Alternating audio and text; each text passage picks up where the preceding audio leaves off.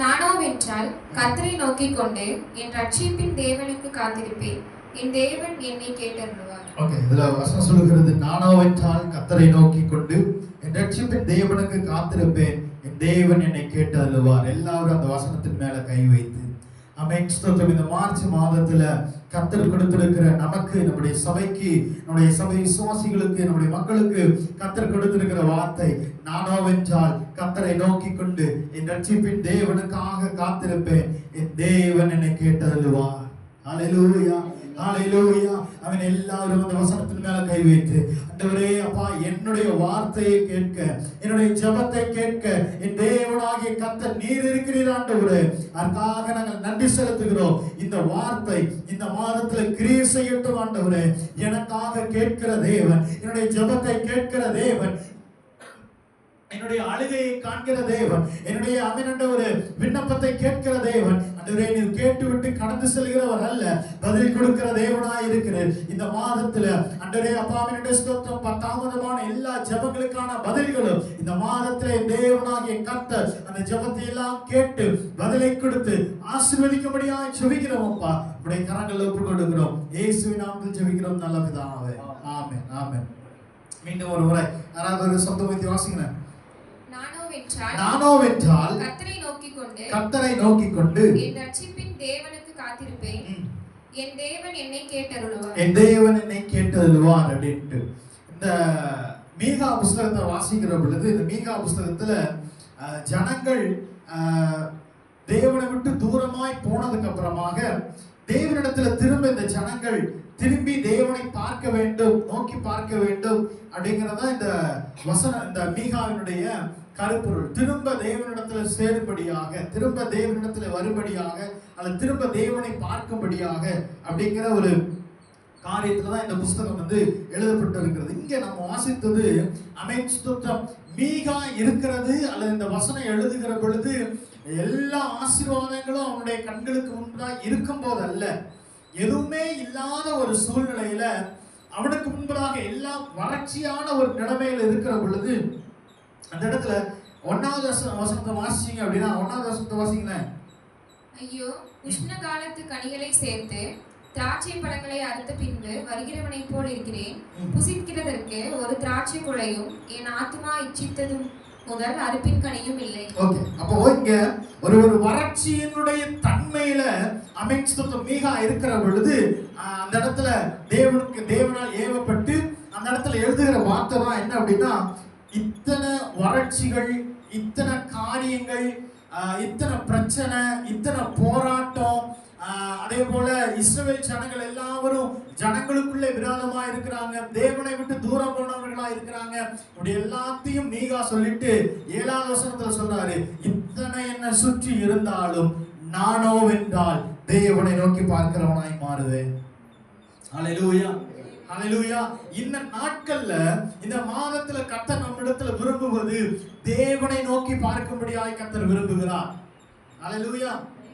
இஸ்ரவேல் ஜனங்கள் எல்லாரும் அவங்கள மற்றவர்களை அல்லது சத்துருக்களை அல்லது அவர்களுக்குள்ளாக இருக்கிற ஜனங்களை எல்லாரும் பார்த்து கொண்டிருந்தார்கள். ஆனா மீகா தேவனை நோக்கி பார்த்தவனாய் காணப்பட்டான். மீகா ஜனத்தை பார்க்கல, அவன் மற்ற சத்துருக்களை பார்க்கல, விரோதமா எழும்புகிற காரியத்தை பார்க்கல, இந்த ஜனங்கள் விழுந்து போன பாவத்தை பார்க்கல. ஆனால் மீகாவோ தேவனை, ரட்சிப்பின் தேவனை நோக்கி பார்த்தவனாய் காணப்பட்டான். கர்த்தரை மாத்திரம் நோக்கி பார்த்தவனாய் காணப்பட்டான். சங்கீதம் 62வது அதிகாரம் 5வது வசனத்தை யாராவது வாசிங்களேன். சங்கீதம் 62:5.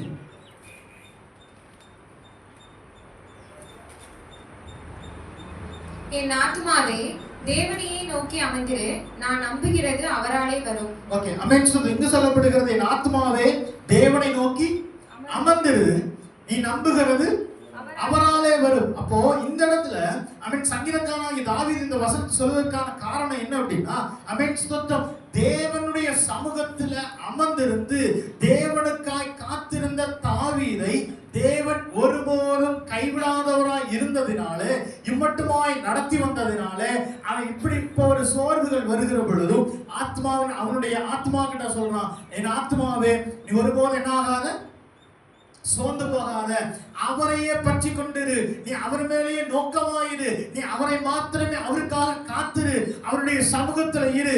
நீ நம்புகிறது அவராலே வரும்.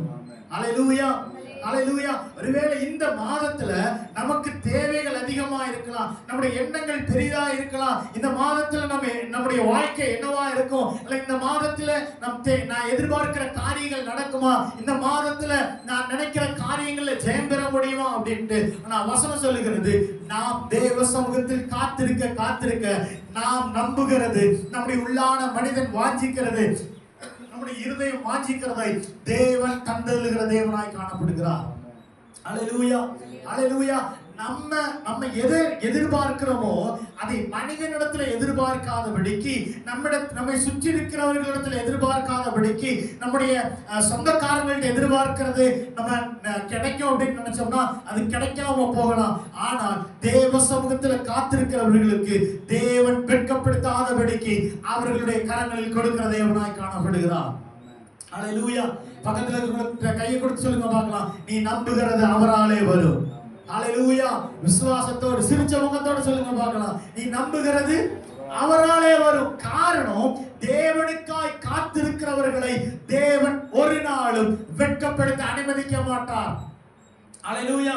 இத நம்ம இந்த வேதத்துல ஆதியாகமத்திலிருந்து வெளிப்படுத்தின விசேஷம் வரைக்கும் நம்ம பார்த்தோம் அப்படின்னா, யாரெல்லாம் தேவனுக்காய் காத்திருந்தார்களோ, யாரெல்லாம் தேவ சமூகத்தில் இருந்தார்களோ, யாரெல்லாம் தேவனுடைய வார்த்தைக்கு செவிசாய்த்தார்களோ அவர்களுக்கு கர்த்தர் காத்திருக்க வைத்திருந்தார். அல்லது ஒருவேளை தாமதத்தை கொடுத்திருக்கலாம், ஆனால் அவர் சொன்னதை நிறைவேற்றி முடித்த தேவனாய் காணப்பட்டார். அல்லேலூயா. இதெல்லாத்தையும் அறிந்த தாவீது சொல்லுகிறான், நீ நம்புகிறது அவராலே வரும். அல்லேலூயா, அல்லேலூயா. இந்த மாதத்துல நம்முடைய ஜெபத்திற்கு பதில் கொடுக்கிற மாதமாய் இந்த மாதம் அமையட்டும். அல்லேலூயா. எத்தனை பேர் விசுவாசிக்கிறீங்க?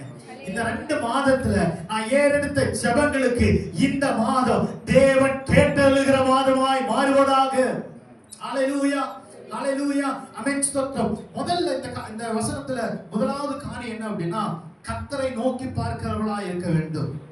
அந்த வசனத்துல முதலாவது காரியத்தை மீகா சொல்றாரு, நானோ வென்றால் கர்த்தரை நோக்கி கொண்டு. அப்ப தேவன் நம்முடைய ஜெபங்களுக்கு இந்த மாதத்துல பதில் கொடுக்கணும் அப்படின்னா நாம் தேவனை நோக்கி பார்க்கிறவர்களாய் காணப்பட வேண்டும். ஒண்ணு இங்க கர்த்தரை நோக்கி கொண்டு அப்படிங்கிற பொழுது ஒண்ணு கர்த்தரை பார்க்கிறவர்களாய் மாறணும். இன்னொன்னு அர்த்தம் இருக்குது, என்ன அப்படின்னா கர்த்தரிடத்தில் திரும்புகிறவர்களாய் மாற வேண்டும். அல்லேலூயா, அல்லேலூயா. ஒருவேளை நம்முடைய ஏதோ ஒரு காரியத்தின் நிமித்தமாக நம்ம தேவனை விட்டு தூரம் போனவர்களாய் மாறி இருக்கலாம், அல்ல தேவனை விட்டு அகன்று போனவர்களாய் மாறி இருக்கலாம். நம்ம ஆதியில கொண்டிருந்த அன்பு நம்மிடத்தில் இல்லாமல் இருக்கலாம், ஆதியில் இந்த ஜெபம் இல்லாமல் இருக்கலாம், ஆதியில் இந்த அபிஷேகம் இல்லாமல் இருக்கலாம், அல்லது தேவனோடு கூட இருந்த உறவு இல்லாமல் இருக்கலாம். ஆனா இந்த மாதத்துல நாம் தேவ சமூகத்துல தேவனிடத்துல திரும்பி வந்து தேவனை நோக்கி பார்க்க தயாரானால் அவர் நமக்கானதை நம்முடைய கரங்களில் கொடுத்து ஆசீர்வதிக்க வல்லவராய் காணப்படுகிறார். அல்லேலூயா. எபிரேயர் 12வது அதிகாரம் 1வது வசனத்தை வாசிங்களேன். எபிரேயர் 12வது அதிகாரம் 1வது வசனம்.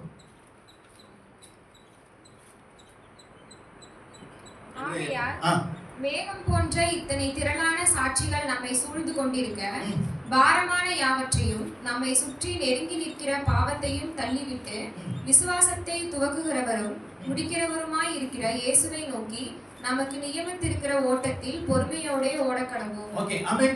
இந்த 12வது வசனத்துக்கு முன்னாடி பார்த்தோம் அப்படின்னா 11வது வசனத்துல நிறைய பேருடைய லிஸ்ட் வந்திருக்கும். விசுவாசத்தினாலே தேவனிடத்திலிருந்து நன்மை பெற்றவர்களை குறித்து நிறைய பேருடைய பேர்கள்லாம் போட்டு லிஸ்ட் வந்திருக்கும். ஆபிரகாம், ஈசாக்கு, யாக்கோபு, யோசேப்பு அப்படின்ட்டு நிறைய வந்திருக்கும். அதுலயுமே 32வது வசனத்தை வாசிச்சோம் அப்படின்னா அந்த லிஸ்ட்ல இல்லாத, அதுல சொல்ல முடியாத நிறைய பேர்களும் இதுல வந்து ஆட் பண்ணிருப்பாங்க. அப்போ இத்தனை மேகம் போன்ற இத்தனை திரளான சாட்சிகள் நம்மை சூழ்ந்து கொண்டிருக்க அப்படின்ட்டு வசனத்துல 1வது வசனத்துல இருக்குது.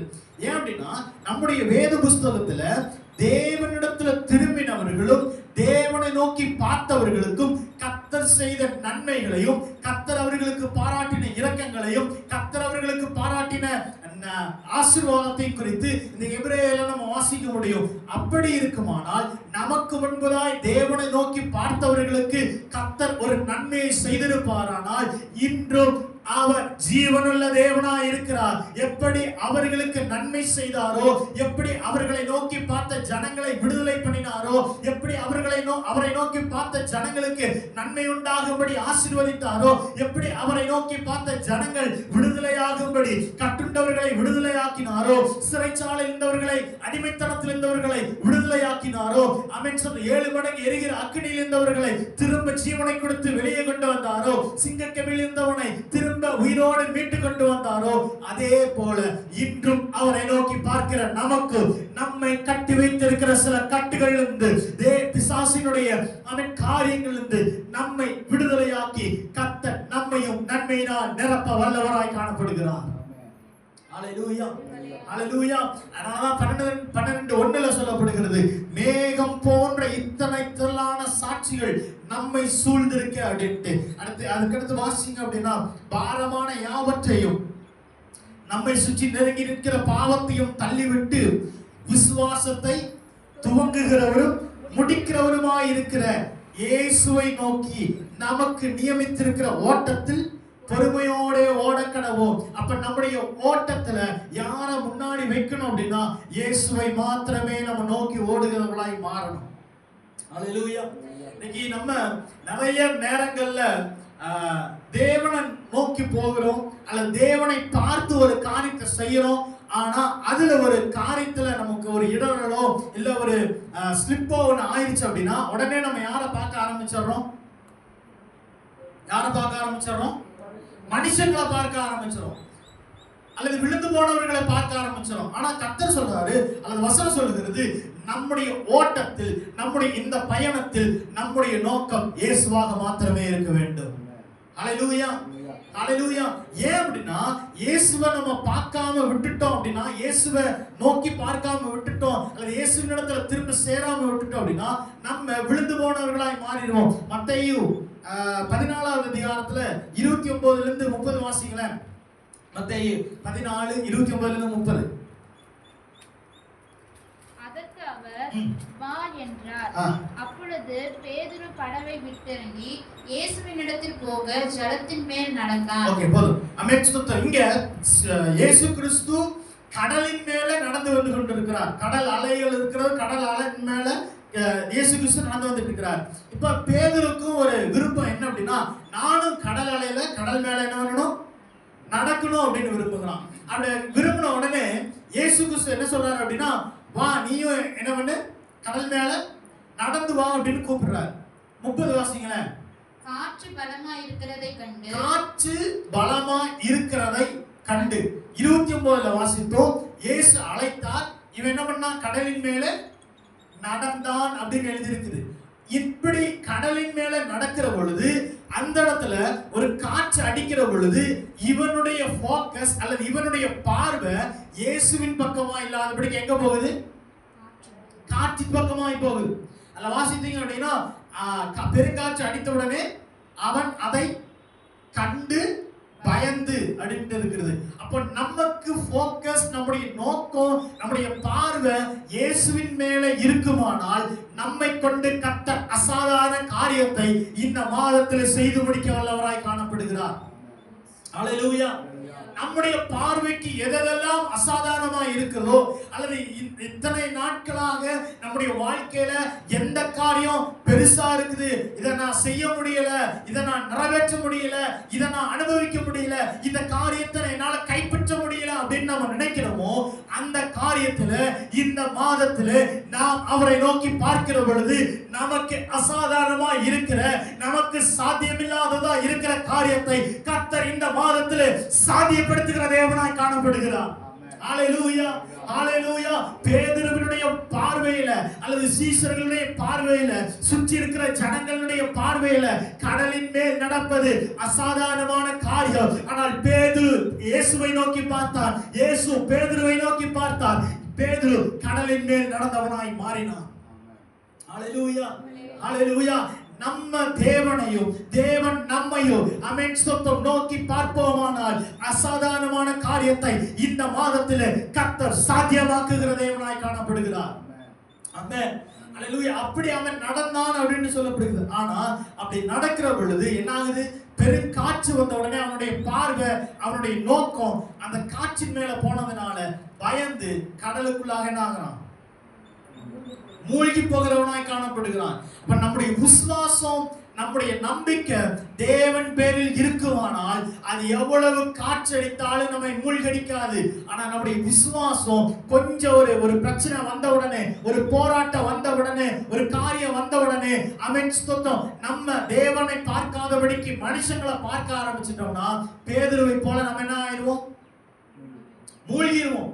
ஆனா அப்படி மூழ்காதபடிக்கு தொடர்ந்து அந்த கடலின் மேல் அசாதாரண காரியத்தை செய்யும்படியாய், அசாதாரண காரியத்தை கைப்பற்றும்படியாய், அசாதாரணமான காரியத்தை நம்முடைய வாழ்க்கையில பெற்றுக்கொள்ளும்படியாக நாம் விரும்புவோமானால் தேவனை மாத்திரம் நம்ம நோக்கி பார்க்கிறவர்களாய் இருக்கணும். அப்படி பார்க்கிற பொழுது கர்த்தர் நம்மில் அசாதாரண காரியத்தை செய்விக்கிறவராய் காணப்படுகிறார். ஹalleluya ஹalleluya ஆமென் ஸ்தோத்திரம். அசாதாரண காரியம் மாத்திரமல்ல, விரும்பினதை கொடுத்தவராய் காணப்பட்டார். அங்க பேதுரு விரும்பினது கடலின் மேல நடக்கணும் அப்படின்னு கர்த்தர் அதை நிறைவேற்றினார். லூக்கா 15வது அதிகாரத்துல நம்ம வாசித்தோம் அப்படின்னா இளையகுமாரன் குறித்து நம்ம வாசிப்போம். அந்த இளையகுமாரன் தகப்பனை விட்டு தூரம் போயிட்டான்.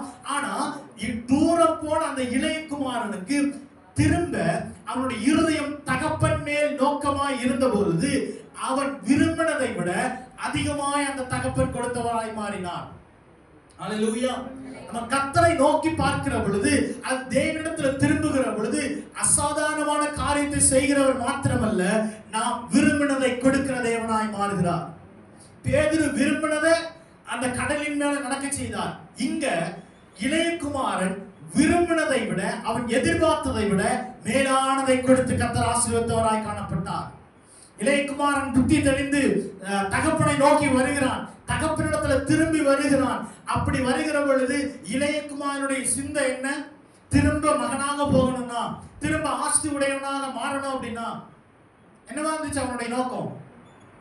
வேலைக்காரர்களில் ஒருவனாக நான் அந்த இடத்துல போனா போதும் அப்படி நினைத்து வந்தவனுடைய எண்ணத்தை விட, அவனுடைய விருப்பத்தை விட மேலான நன்மையை அந்த இளையகுமாரனுக்கு தகப்பன் கொடுத்தவராய் மாறினார். ஹalleluya. இந்த மாதத்துல நாம் தேவனை நோக்கி பார்ப்போமானால், நம்முடைய எல்லா காரியங்களையும் விட்டு திரும்ப தேவனிடத்துல சேர வருவோமானால், தேவனிடத்துல திரும்புவோமானால் நம்மை வைத்து கர்த்தர் அசாதாரணமான காரியத்தை செய்கிறவர் மாத்திரமல்ல, நம்முடைய விருப்பத்திற்கு, நம்முடைய எதிர்பார்ப்பிற்கு, நம்முடைய எண்ணத்திற்கு மேலான காரியத்தை கர்த்தர் இந்த மாதத்தில் செய்து முடிக்க வல்லவராய் காணப்படுகிறார். ஹalleluya. எத்தனை பேர் விசுவாசிக்கிறீங்க?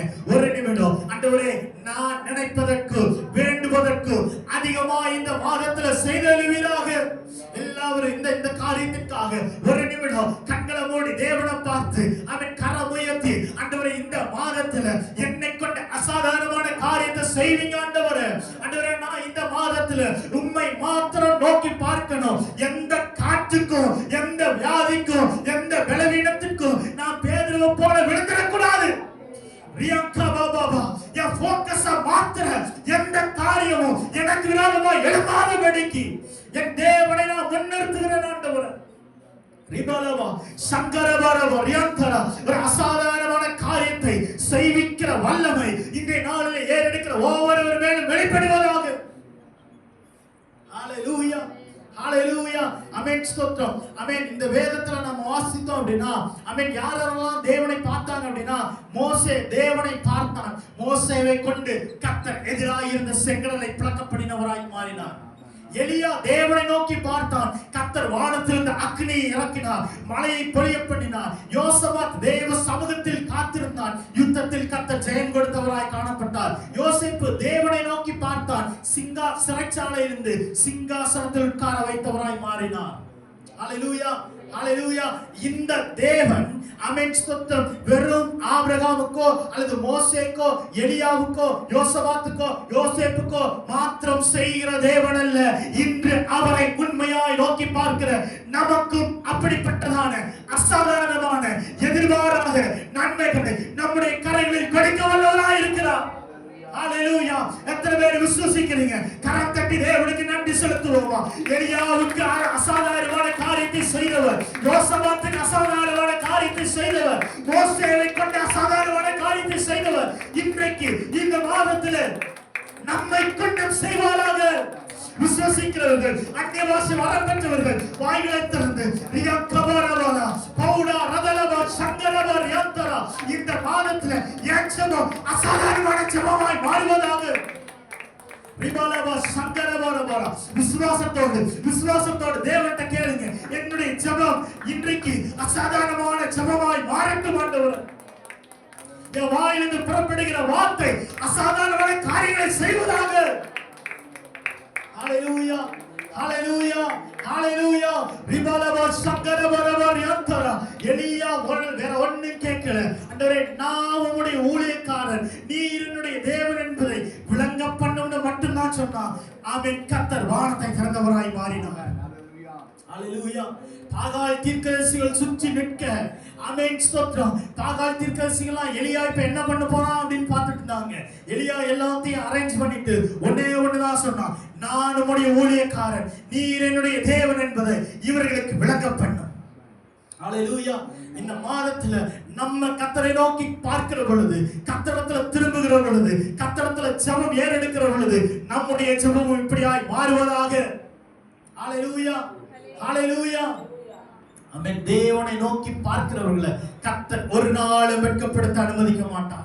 மோசே கோலை உயர்த்தி செங்கடலுக்கு முன்னாடி நிக்கிற பொழுது ஒருவேளை இஸ்ரவேல் ஜனங்க நினைச்சிருக்கலாம், மோசே சும்மா நமக்கு முன்னாடி ஆமென் கோலை உயர்த்தி நின்று கொண்டிருக்கிறான், என்னதான் நடக்க போகுது, நம்ம இப்படி மரிக்கத்தான் போகிறோம் அப்படின்ட்டு. ஆனால் மோசே தன்னுடைய கரத்தை உயர்த்தின பொழுது மோசே அல்ல, மோசேயினுடைய தேவனாகிய கர்த்தர் பெருங்காற்றை கீழ்காற்றை செங்கடலின் மேலே வெளிப்படினவராய் காணப்பட்டார். ஹalleluya. இந்த மாதத்துல தேவனை நோக்கி நம்முடைய கரங்கள் உயர உயர நமக்காக கர்த்தர் கீழ்காற்றை அனுப்புவாராக.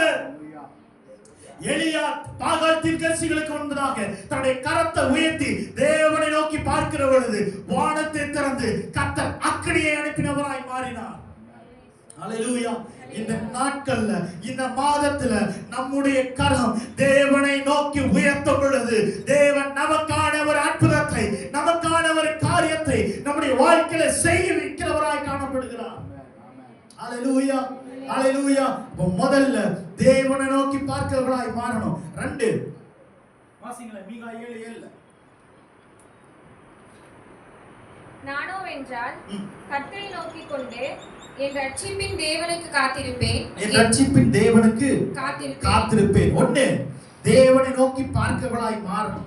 ஆமென் ஸ்தோத்திரம். தேவனை நோக்கி பார்க்கும்படியாக நம்முடைய பழைய வாழ்க்கையெல்லாம் விட்டுட்டு தேவனிடத்துல திரும்புகளாய் மாறணும். இளையகுமாரனை போல திரும்பணும். 2 தேவனை நோக்கி திரும்பி அல்லது பார்த்தா மட்டும் போதாது, தேவனுக்காய் காத்திருக்கிறவர்களாய் மாறணும். ஹalleluya. ஏசாயா 40:31 வாசித்தீங்க அப்படின்னா வசனம் சொல்லுகிறது, கர்த்தர் காத்திருக்கிறவர்களோ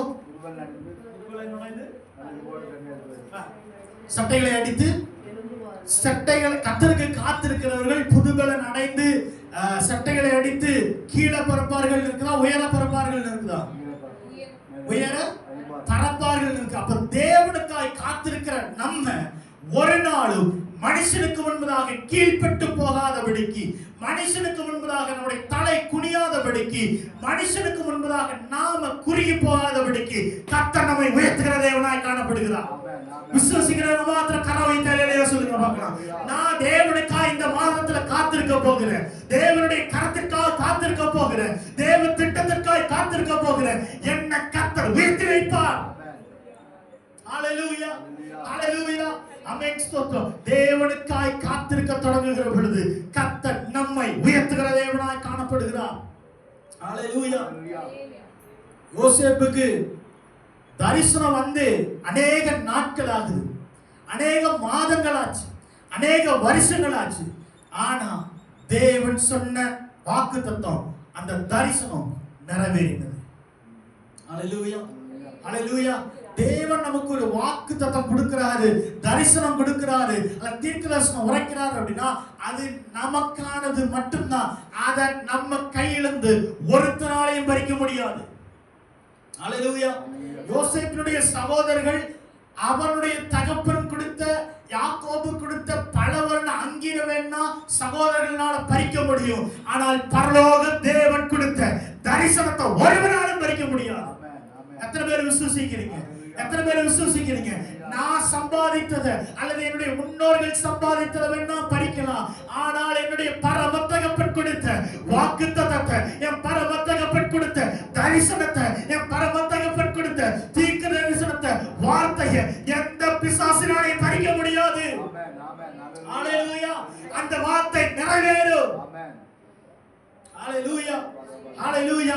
ஆபகுக் 2வது அதிகாரம் 3வது வசனத்தை வாசிங்க. ஆபகுக் 2:3.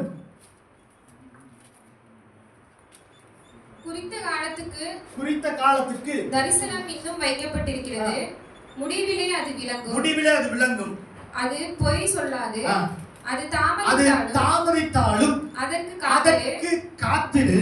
அது நிச்சயமாய் வரும். அது தாமதிப்பதில்லை. ஹalleluya. ஹalleluya. தேவன் நமக்கு ஒரு வார்த்தை சொல்லிட்டாரு, இன்னும் நிறைவேறலையே அப்படின்ட்டு சோர்ந்து போகிறத விட இன்றைக்கு இந்த மாதத்துல ஒரு முடிவெடுப்போம். தேவன் எனக்கு சொல்லிட்டாரு, ஆனா இன்னைக்கு வரைக்கும் நிறைவேறல, அதனால நம்முடைய விசுவாசத்தை விட்டுறாதீங்க, சோர்ந்து போயிடாதீங்க. இன்றைக்கும் இந்த மாதத்துல காத்திருக்க தயாராகிற பொழுது தேவன் காத்திருக்கிறவர்களுக்கு நன்மை பாராட்டுகிற தேவனாய் காணப்படுகிறார். ஹalleluya. ஹalleluya. அதனால ஆபகுக்குள்ள சொல்லப்படுகிறது, குறித்த காலத்திற்கு, நம்ம குறித்த காலத்திற்கு இல்ல, நமக்கு கர்த்தர் வாக்குத்தத்தம் கொடுத்தப்போ அவர் ஒரு காலத்தை என்ன பண்ணி இருக்கிறாரு? குறிச்சிருக்கிறார். ஆபிரகாமுக்கு 75ல ஒரு வாக்குத்தத்தம் கொடுத்த பொழுது கர்த்தர் 100வது வயதுல அதை நிறைவேற்றுவேன் அப்படிங்கறத என்ன பண்ணிருக்கிறாரு? குறித்து வைத்துட்டு தான் 75வது வயசுல என்ன பண்ணாரு? வாக்குத்தத்தத்தை கொடுத்தாரு. நம்ம என்ன பண்றோம் அப்படின்னா, ஆண்டவரே நாளாயிருச்சு, இன்னைக்கு ஆயிருச்சு, இன்னைக்கு நிறைவேறிடுமா, நாளைக்கு நிறைவேறிடுமா அப்படின்ட்டு நம்ம ஒரு காலங்களை வச்சு என்ன பண்ணிட்டு இருக்கிறோம்? எதிர்பார்த்துட்டு இருக்கிறோம். நம்ம நினைக்கிற நாட்கள்ல வெளிப்படுகிறத விட கர்த்தர் குறித்திருக்கிற நாட்கள்ல அந்த தரிசனம் நிறைவேறும்னா, அந்த வாக்குத்தத்தம் நிறைவேறும்னா, நம்ம எதிர்பார்த்ததை விட மேலான நன்மையாய் கர்த்தர் கொடுப்பார். ஹalleluya. ஹalleluya. ஆபிரகாமுக்கு 75ல வாக்குத்தத்தம் கொடுத்தார். ஆனா அந்த வாக்குத்தத்தம் நிறைவேறக்கு முன்னாடி சாராள் மூலமாக வேறொரு காரியத்துக்குள்ளாக ஆபிரகாம் என்ன பண்ணாரு? கடந்து போனார். ஆனா அது ஆபிரகாமுடைய வாழ்க்கையில நிலைநிச்சா? இஸ்மவேல் ஆபிரகாமுடைய வாழ்க்கையில நிலைநின்னானா? நிலைநிற்க முடியல. ஏன் அப்படின்னா தேவனுடைய வாக்குத்தத்தம் மட்டுமே ஆபிரகாமுக்கு நிலை நிற்கும். மனுஷர்கள் மூலமாய் வருகிற நன்மைகளோ, மனுஷர்களுடைய வார்த்தையின் மூலமாய் வருகிற ஆசீர்வாதமோ நம்முடைய வாழ்க்கையில நிலை நிற்காது. அதிநிமித்தமாய் போராட்டங்கள், அதிநிமித்தமாய் ஆபிரகாமுக்கு பிரச்சனை, அதிநிமித்தமாய் ஆபிரகாமுக்கு சமாதானம் இல்லை, அதிநிமித்தமாய் ஆபிரகாமுக்கு மகிழ்ச்சி இல்லை. ஆனால் தேவன் கொடுத்த வாக்குத்தத்த சந்ததியாகிய ஈசாக்கின் நிமித்தம் ஆபிரகாமுக்கு ஒரு நாளும் குழப்பம் இல்லை, ஒரு நாளும் போராட்டம் இல்லை, ஒரு நாளும் பிரச்சனை இல்லை. கர்த்தர் ஆபிரகாமுக்கு ஈசாக்கின் நிமித்தமாய் இன்னும் உடன்படிக்கை அதிகரிக்க பண்ணினவராய் மாறினார். ஹalleluya.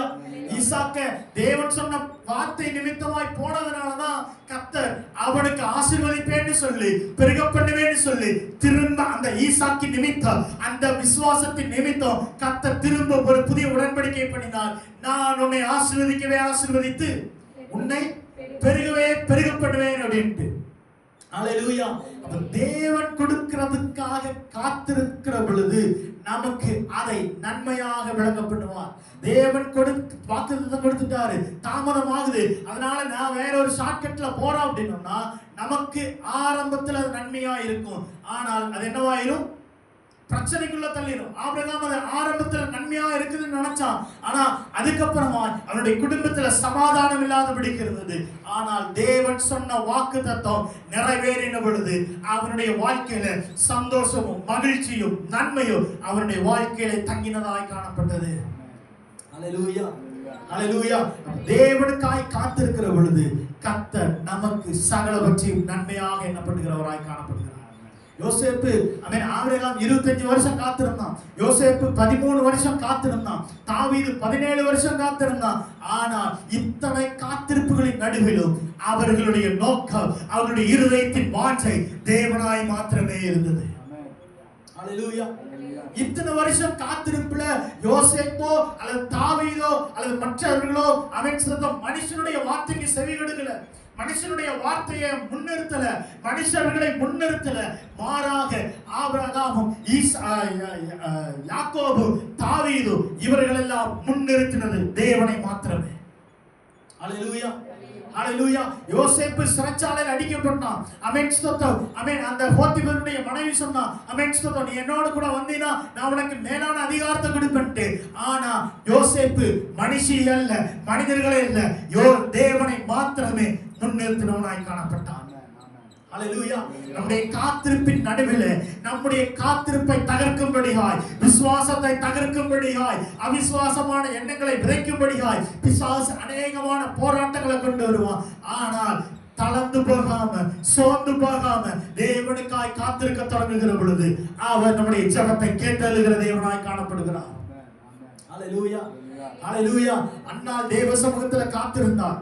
அன்னால் தேவ சமூகத்தில் காத்திருந்தவளுக்கு தேவன் மற்றவர்களுக்கு முன்பதாக அவமானத்தையும் நிந்தையையும் அல்ல, மாறாக அவள் கேட்ட நன்மையை அவளுடைய வாழ்க்கையை தந்தவராய் காணப்பட்டார். ஹல்லேலூயா.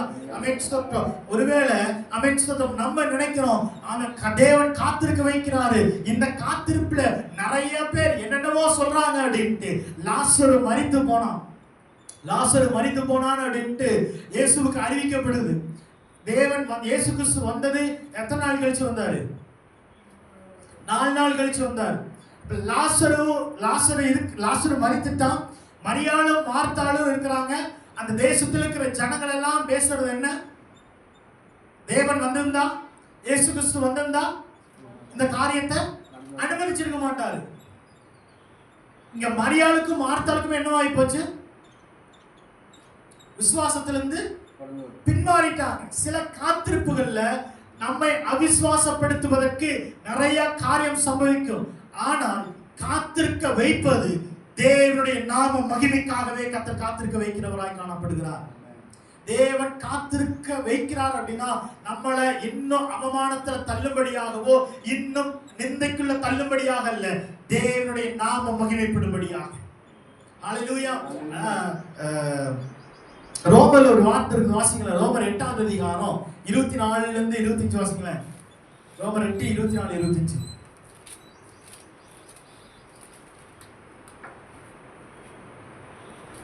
அந்த நம்பிக்கையினாலே நாம் ரட்சிக்கப்பட்டிருக்கிறோம்.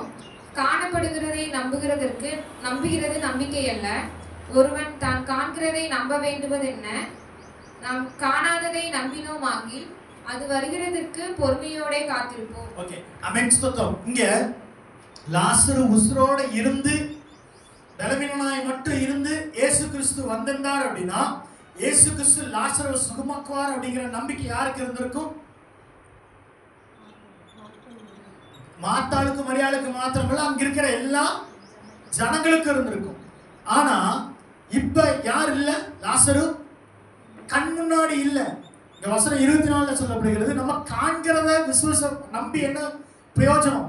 நம்முடைய கண்களுக்கு முன்பதாக இருக்கிற காரியம் வாய்க்கும் அப்படி நம்புகிறத விட நம்முடைய கண்களுக்கு முன்பதாக எதுவுமே இல்லாம இருக்கிற இடத்துல கர்த்தர் அங்க ஒரு அற்புதத்தை செய்கிற பொழுதுதான் நமக்கும் விசுவாசம் வளரும், தேவனுடைய நாமமும் மகிமைப்படும். ஹல்லேலூயா. நம்ம எங்க அற்புதத்தை எதிர்பார்க்கிறோம்னா நமக்கு முன்னாடி ஒரு காரியத்தை வச்சுட்டு அதுல அற்புதம் நடக்கணும்னு நம்ம நினைக்கிறோம். ஆனா கர்த்தர் நம்முடைய கண்ணுக்கு முன்னாடி எதையுமே வைக்காம, அங்க எதுவுமே இல்லாம அந்த இடத்துல ஒரு அற்புதத்தை வைக்கணும்னு கர்த்தர் விரும்புகிறார். ஹல்லேலூயா.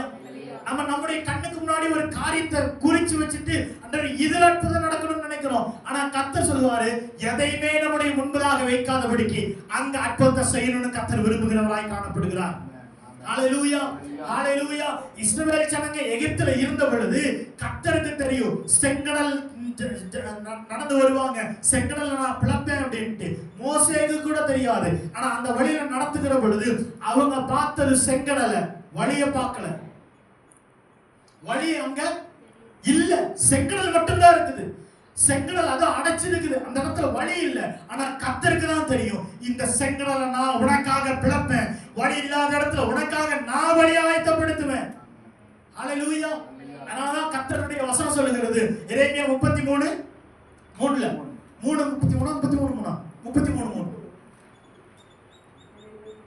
என்னை நோக்கி கூப்பிடு, அப்பொழுது நான் உனக்கு உத்தரவு கொடுப்பேன். அப்புறம் நீ அறியாததும், இன்னைக்கு வரைக்கும் நம்ம நினைச்சிட்டு இருக்கிறது, நான் ஒரு பாதையை போட்டு வச்சிருக்கிறேன், இந்த பாதையில என்ன நடத்தினா போதும், இந்த வழியில என்ன நடத்தினா போதும், இப்படி எங்க என்ன கைப்பிடிச்சு நடத்தினா போதும்ட்டு. ஆனா கர்த்தருடைய திட்டம் என்ன அப்படின்னா, நாம் அறியாததும் நமக்கு நம்முடைய புத்திக்கு எட்டாததுமான பெரிய காரியங்களை செய்விக்கிற தேவனாய் காணப்படுகிறார். ஹல்லேலூயா. அந்த இடத்துல தேவன் வேற வழியில இந்த ஜனங்களை நடத்திட்டு போயிருக்கலாம். இந்த ஜனங்களுக்கு தெரிஞ்ச வழியும் எங்க இருக்குது, பெலிஸ்தருடைய தேசத்தின் வழியா இருக்குது. ஆனா கர்த்தர் இந்த வழியா நடத்திட்டு போனது எதுக்குன்னா, இவர்களுடைய பார்வைக்கு முன்பதாக வழி இல்லாத செங்கடலை கர்த்தர் பிளக்கணும், வழி இல்லாத எரிகோ மதிலை கர்த்தர் முறியடிக்கணும், வழி இல்லாத யோர்தானை கர்த்தர் பிரிக்கணும். ஹல்லேலூயா. இந்த எல்லாத்தையும் கேள்விப்பட்டு மற்ற சத்துருக்களுடைய தேசத்தில் இருக்கிறவர்கள் எல்லாரும், மற்ற தேசத்தில் இருக்கிற சத்துருக்கள் எல்லாரும் இந்த காரியத்தை கேட்டு தேவனுடைய நாமத்தை கண்டு பயந்தவர்களாய் மாறினார்கள். ஹல்லேலூயா. ஹல்லேலூயா. ஆமென். இன்னைக்கு நம்ம கர்த்தர் ஒரு பாதையில நடத்துறார் அப்படின்னா, ஒருவேளை நம்முடைய பார்வைக்கு பாதை இல்லாம இருக்கலாம், நம்முடைய பார்வைக்கு வழி இல்லாமல் இருக்கலாம். ஆனால் நம்மை காத்திருக்க வைக்கிறவரும் நமக்கு முன்பதாக நடத்தி செல்கிறவருமாகிய தேவன் நம்முடைய பார்வைக்கு முன்பதாக அவர் வழியை ஆயத்தம் பண்ணி வைத்திருக்கிறவராய் காணப்படுகிறார். ஹல்லேலூயா. இஸ்ரவேல் ஜனங்க எகிப்திலிருந்து வந்த பொழுது ஒருவேளை அவங்களுடைய பார்வை வனாந்தரத்தை பார்த்திருக்கலாம். ஆனா தேவனுடைய பார்வை வனாந்தரத்தை அல்ல, தேவனுடைய பார்வை கானானை பார்த்து கொண்டிருந்தது. ஹல்லேலூயா. அதுதான் நமக்கும் தேவனுக்கும் உள்ள வித்தியாசம். நம்ம குறுகிய வட்டத்துல பார்த்து கொண்டிருக்கிறோம், கர்த்தர் நமக்காக வைத்திருக்கிற அந்த நன்மையை பார்த்து நம்மளை அழைத்து கொண்டு போய் கொண்டிருக்கிறார். ஹல்லேலூயா. அப்ப அதனால இந்த காத்திருப்புல அல்லது இந்த தாமதத்துல சோர்ந்து போகாம தேவனை பார்ப்போம், கர்த்தர் நமக்கு பதிலை கொடுக்கிறவராய் காணப்படுகிறார். அடுத்து வாசிங்களேன், மிக 7:7 கடைசி பாகம்.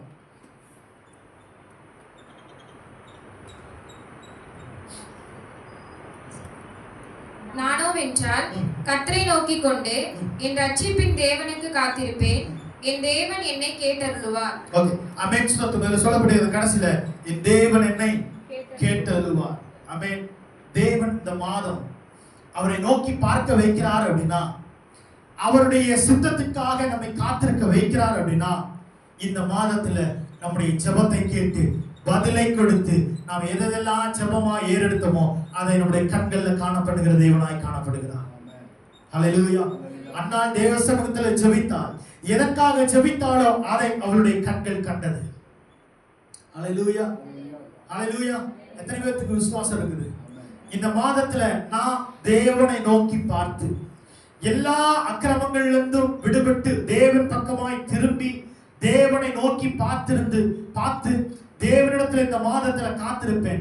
தேவன் என்னுடைய ஜெபத்தை கேட்டு அருள்வார், என்னுடைய ஜெபத்திற்கு பதில் தருவார், என்னுடைய விண்ணப்பத்திற்கு செவிசாய்ப்பார், என்னுடைய ஜெபத்திற்கு எல்லாம் கர்த்தர் பதில் கொடுப்பார். அப்படிங்கிறவங்க விசுவாசிக்கிறவங்க அல்லேலூயா சொல்லாமா?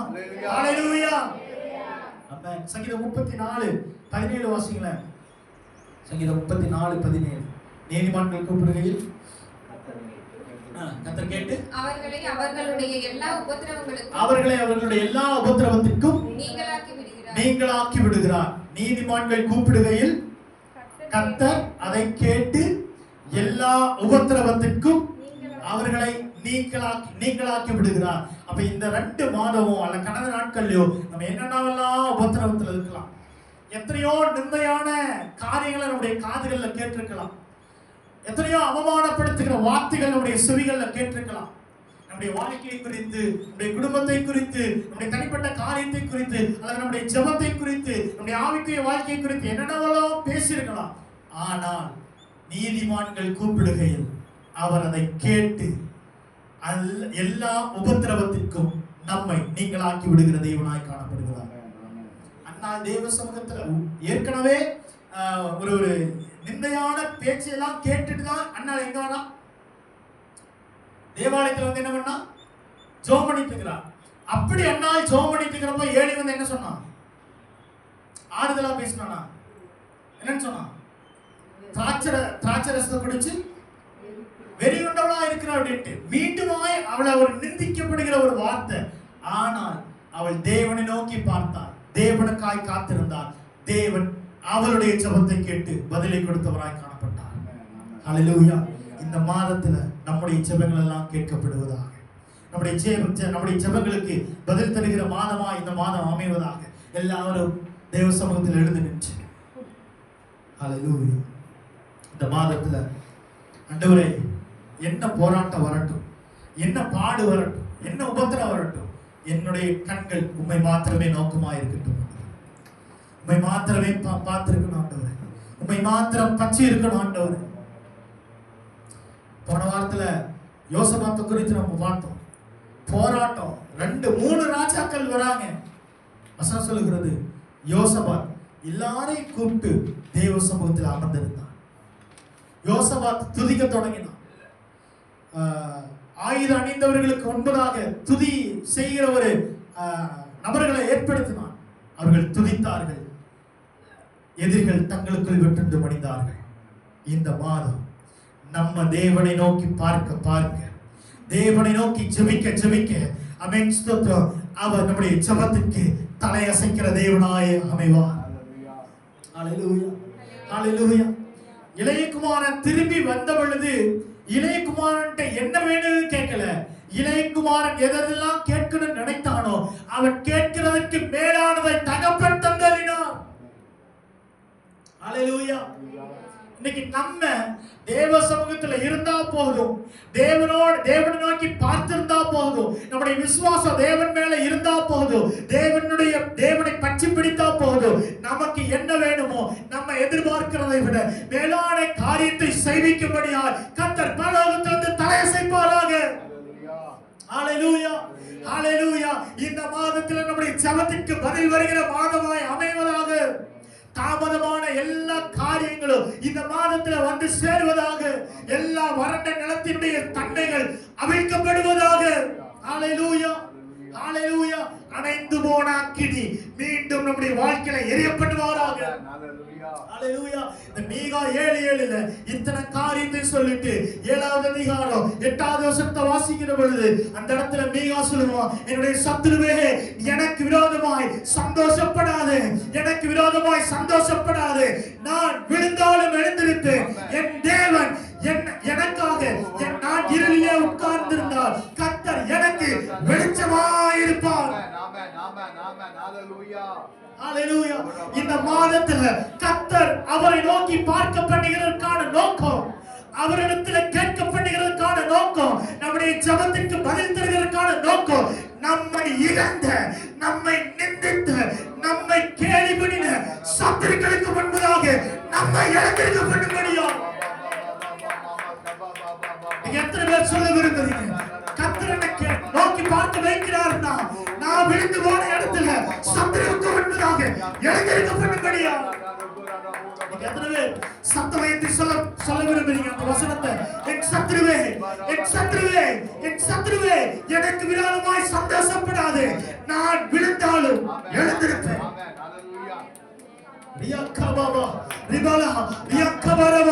திரும்ப எழும்ப பண்ணுகிற அந்த அபிஷேகத்தினுடைய தன்மை வெளிப்படுவதாக. இருளை வெளிச்சமாக்குகிற தேவன் அந்த அக்கினி அபிஷேகம் ஊற்றப்படுவதாக, ஊற்றப்படுவதாக. இருளை மாற்றுகிற அபிஷேகம், விழுந்தவனை உயிர்ப்பிக்கிற அபிஷேகம். தேவ சமூகத்தில் விட்டுக்கொடு, விட்டுக்கொடு, விட்டுக்கொடு. உங்களுடைய வறண்ட தன்மை மாறுகிறது. எந்த சத்துருவை கேலி பண்ணினானோ, எந்த சத்துருவை நிந்தித்தானோ அதே சத்துருவுக்கு முன்பதாக விழுந்து போன நம்மை திரும்ப உயிர்ப்பிக்கிற தேவன்.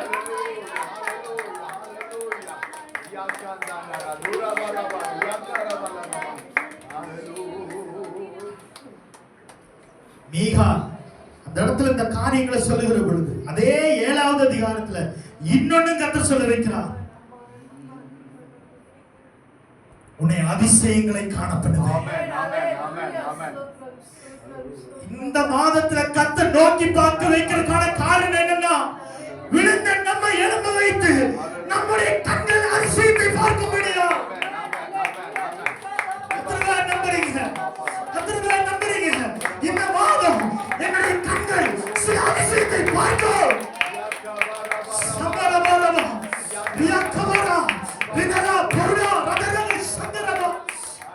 நீ அதிசயத்தை பார்க்க கூடாதுன்னு பிசாசு நம்மளை விழ வைத்துக் கொண்டிருக்கிறான். இன்றைக்கு கர்த்தர் தன்னுடைய கரத்தை நீட்டி எழும்ப பண்ணுகிறார்.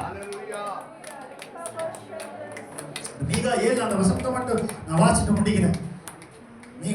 மீகால 7வது அதிகாரத்துல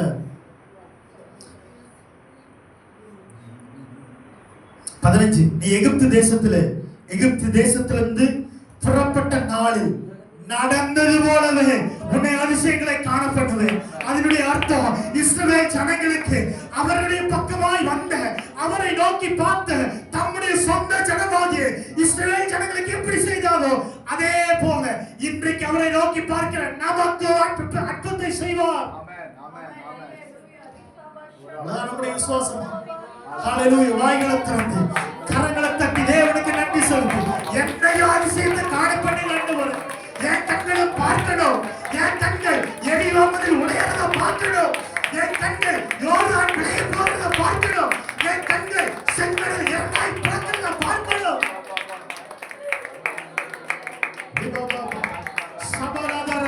விழுந்தவனை எழும்ப செய்கிற அபிஷேகம், விழுந்தவனை எழும்ப செய்கிற அபிஷேகம், இருளை அகற்றுகிற அபிஷேகம், இருளை அகற்றுகிற அபிஷேகம் வெளிப்படுவதாக ஒரு அக்கினியாய் இருளை விளக்க அவர் ஒளியாக இல்ல, அக்கினியாய் நமக்கு கடந்து வருகிறார்.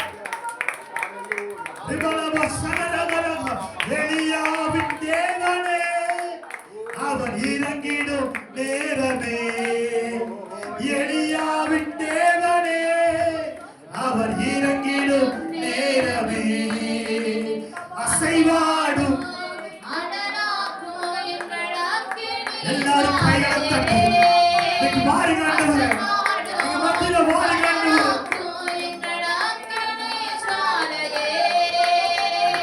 எலியாவின்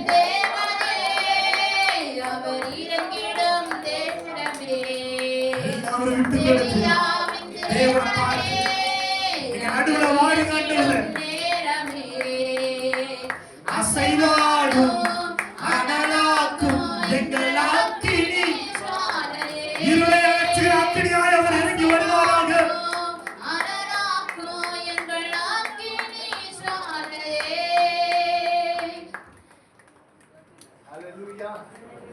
நல்லவராக இருக்கிறார். நல்ல கர்த்தருடைய